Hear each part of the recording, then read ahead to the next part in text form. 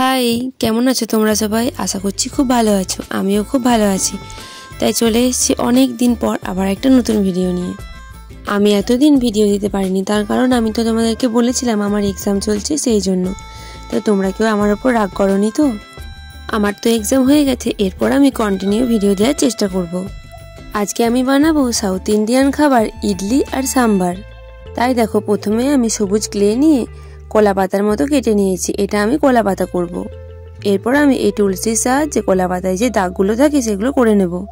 আর তোমরা নিশ্চয়ই ভাবছো আমি তো মাটির জিনিস বানাই, তাহলে আজকে ক্লে দিয়ে কেন বানাচ্ছি?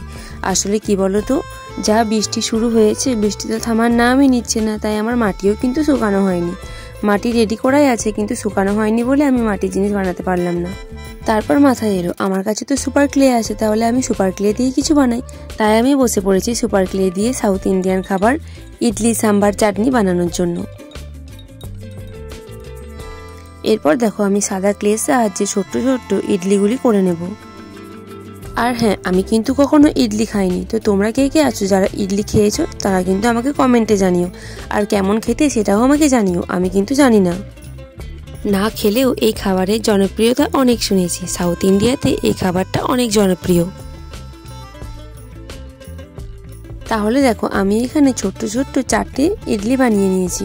এরপরে কম্পাসের সাহায্যে একটু গর্ত গর্ত করে নিয়েছি, যেমনটা ঠিক হয়।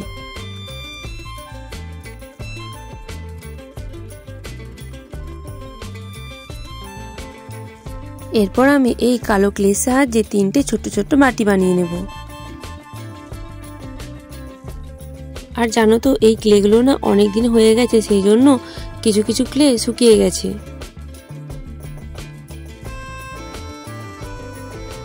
এখানে দেখো, আমি গোল গোল করে নিয়েছি, তারপরে আঙ্গুলের সাহায্যে গর্ত করে নিয়েছি। তাহলে আমার বাটি রেডি হয়ে গেছে। এরকম আমি 3টে বাটি করে নিয়েছি।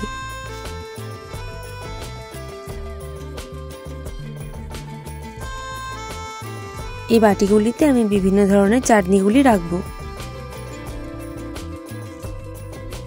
আমি কিন্তু সাদা ক্লে দিয়েই এগুলো বানিয়ে নিয়েছি। এরপরে আমি এগুলিতে কালার করে নেব। যেহেতু সেই কালারের আমার কাছে ছিল না, সেই জন্য আমি সাদা কালারটাই ইউজ করেছি। তাহলে আমার এগুলি বানাতে বানাতে তোমরা আমার ভিডিওতে একটি কমেন্ট করে দাও এবং একটি লাইক করে দাও দেখি।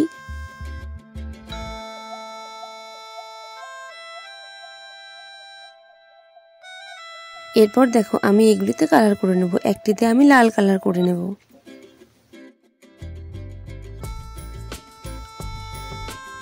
একইভাবে বাকিগুলোতেও কালার করে নেব।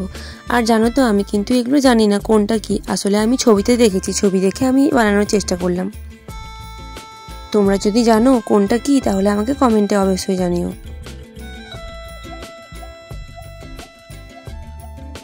আর দেখো, এগুলি কিন্তু খুব ভালোভাবে রেডি হয়ে গেছে। এরপর আমি সাজিয়ে নেব।